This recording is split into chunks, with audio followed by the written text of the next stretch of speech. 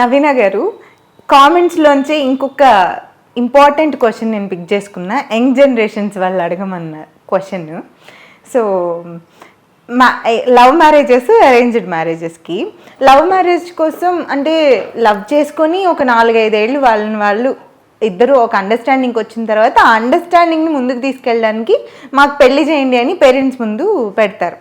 నీకేం తెలుసనో లేకపోతే love మ్యారేజ్ని encourage చేయకుండా పేరెంట్స్ అరేంజ్డ్ మ్యారేజ్ని ప్రిఫర్ చేస్తున్నారు. సో ఇప్పుడు వీళ్ళు అడిగిన క్వశ్చన్ ఏంటంటే, మా ఇద్దరి మధ్య ఇంత అండర్స్టాండింగ్ ఉండి ఒకరినొకరు అర్థం చేసుకొని పెళ్లితో ముందుకెళ్ళాలనుకున్నప్పుడు ఒప్పుకొని పేరెంట్స్ అరేంజ్డ్ మ్యారేజ్లో ముక్కుమోహన్ తెలియని వ్యక్తితో అడ్జస్ట్ అవుతామని నమ్మి ఎలా ఫోర్స్ చేస్తారు అని అడుగుతున్నారు. అంటే రూపా, లవ్ మ్యారేజెస్, లవ్ చేసేవాళ్ళు, లవ్ చేసుకునే వాళ్ళు, నాకు అర్థమైనంత వరకు ఏంటంటే it just starts with an infatuation. ఇప్పుడు లవ్ చేయటం it's a deep thing. I don't know how to put forward. నా ఒపీనియన్ ఇది కూడా అగైన్. లవ్ చేసుకునే టైంలో, ఇష్టపడే టైంలో the process starts where you get attracted with each other. ఆ అట్రాక్షన్ కొద్దీ it gets stronger and stronger and the ఫీలింగ్స్తో పెళ్లి చేసుకుందాం వరకు వెళ్తారు. నేను అట్లా ఎందుకు అంటున్నానంటే, బట్ మ్యారేజ్ని ఫర్ సమ్ రీజన్ ఈ పర్టికులర్ రిలేషన్షిప్తో we cannot combine and talk. ఎందుకంటే మనం ఇష్టపడే టైంలో ఏమవుతుందంటే, వర్క్ ప్లేస్లోనో చదువుకునే ప్లేస్లోనో ఉన్న కొంచెం సమయం you get to be together or you'll be over the phone. అట్లా మాట్లాడుకుంటామే కానీ ఫినాన్షియల్గా కానీ, ఫ్యామిలీ రెస్పాన్సిబిలిటీస్ కానీ, అండర్స్టాండింగ్స్ కానీ, there is so much in a marriage. ఆ ప్రాసెస్ అంతా కూడా ఆ బాండింగ్, ఆ పెళ్ళి అనే బాండింగ్లోకి వెళ్ళే వరకు కూడా it's a very sweet journey లాగా ఉంటుంది.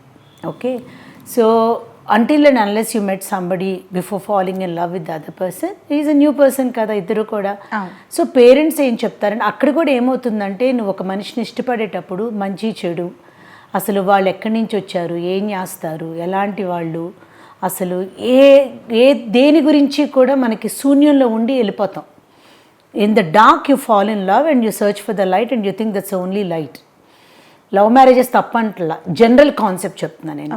సో మ్యారేజెస్, అరేంజ్డ్ మ్యారేజెస్కి వచ్చేసరికి పేరెంట్స్ ఏమనుకుంటారంటే, ఇప్పుడు ఒక అబ్బాయినో అమ్మాయినో నువ్వు తీసుకొచ్చి నేను ఇష్టపడ్డాను అన్నప్పుడు డెఫినెట్గా పేరెంట్స్ రెస్పాన్సిబిలిటీ ఏంటి, వాళ్ళు ఎవరు ఏంటి వాకప్ చేయటం.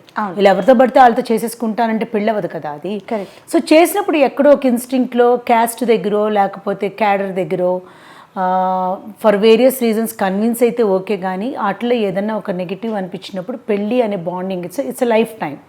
ఒక కమిట్మెంట్ పిల్లల్ని తీసుకెళ్ళి దానిలో పెట్టేటప్పుడు భయపడతారు. అదే అరేంజ్డ్ మ్యారేజెస్ అంటే అసలు మొదలు పెట్టడమే కుటుంబాలతో మొదలు పెడతారు. పలానా కుటుంబంలోని మనిషి అని ఎత్తుక్కుంటాం. ఆ మనిషిని ఎత్తుక్కుని కుటుంబాన్ని ఎత్తుకోం అరేంజ్డ్ మ్యారేజెస్లో. ఇక్కడ నువ్వు ఇష్టపడే మనిషిని బట్టి నువ్వు కుటుంబం ఎవరు, వేరే బోర్డ్స్ అన్నీ చూసుకుంటాం. సో ఫ్యామిలీ అట్లా ఎత్తుక్కునేటప్పుడు పేరెంట్స్ ఏమనుకుంటారు, they want to give you a package of good family, compatibility, అన్నీ మనకు తగ్గవాళ్ళు, నీకు తగ్గ మనిషి, మనకు తగ్గ మనిషి, మనం అందరం ఒకరిగా ఉండగలుగుతాం అనుకుంటారు. కాబట్టి they prefer going for arranged marriage all the time.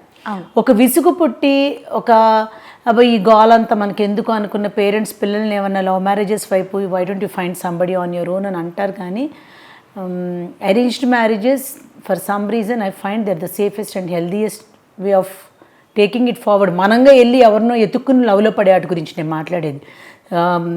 జనరల్గా ఇష్టపడి ఎవరినో చేసుకునే వాళ్ళ గురించి నేను అనట్లా. బట్ జనరల్గా అరేంజ్డ్ మ్యారేజెస్ ఎప్పుడు కూడా పేరెంట్స్ కుటుంబాల నుంచి, రూట్స్ నుంచి చూసుకుంటూ వెళ్తారు. కాబట్టి